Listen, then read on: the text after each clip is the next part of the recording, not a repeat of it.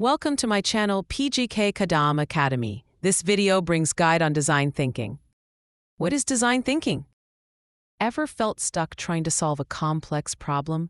In traditional approaches often focus on technical feasibility or business viability, but what about the people who will actually use the solution?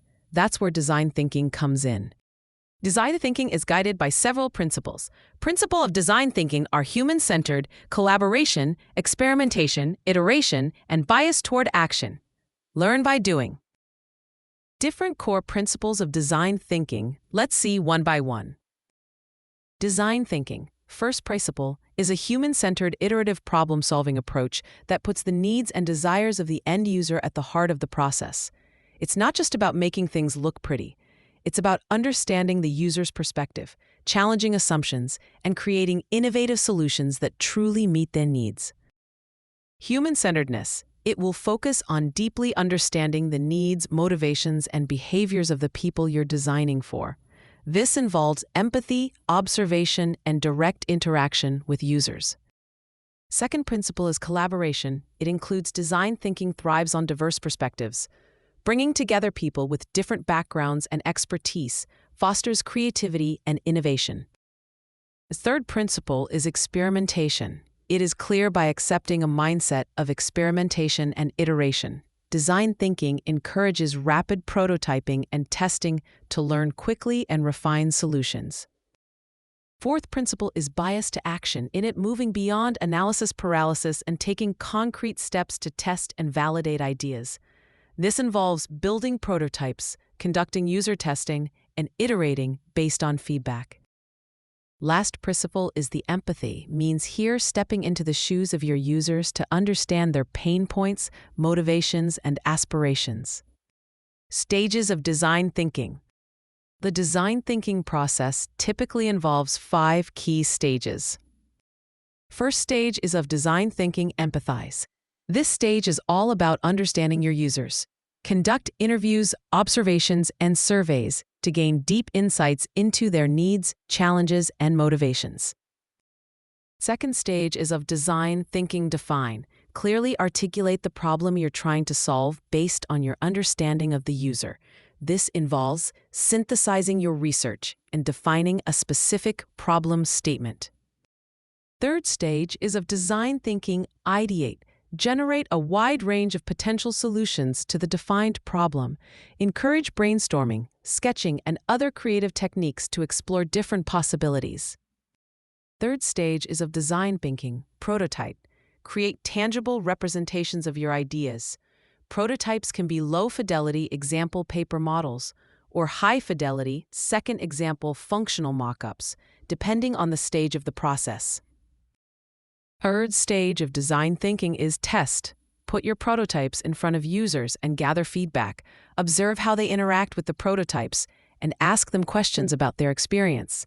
Use this feedback to refine your solutions and iterate on your design. Remember, design thinking is an iterative process. You may need to revisit earlier stages as you learn more about your users and refine your solutions. Idea generation. Building, not blocking. A crucial aspect of design thinking is fostering a culture of idea generation. This means promoting idea building instead of idea blocking. Idea blocking. Statements like, "That will never work," "We've tried that before," or "That's not in the budget," can stifle creativity and prevent potentially valuable ideas from emerging. Idea building. Instead, encourage statements like "yes" and "what if we tried," or "how might we." These phrases build upon existing ideas and create a more collaborative and innovative environment. Focus on quantity over quality in the initial ideation phase. Encourage wild ideas and defer judgment until later. The goal is to generate a diverse range of possibilities. Let's watch design thinking example related to commercial product, the smart thermostat. Let's look at a commercial product that exemplifies design thinking, the smart thermostat. Traditional thermostats were often confusing and difficult to program, leading to energy waste and user frustration. Smart thermostats, like Nest, were designed with the user in mind. Step 1 is empathize. In this step, designers observed how people interacted with traditional thermostats and identified their pain points. Second step is define here. In this step, the problem was defined as users struggled to program thermostats effectively, leading to energy waste and frustration. Step 3 is ideate. Designers explored various solutions, including simplified interfaces, learning algorithms, and remote control capabilities. Step 4 is prototype. Prototypes were created and tested with users to refine the design and functionality. Fifth and last step is test. User feedback was used to iterate on the design and improve the user experience.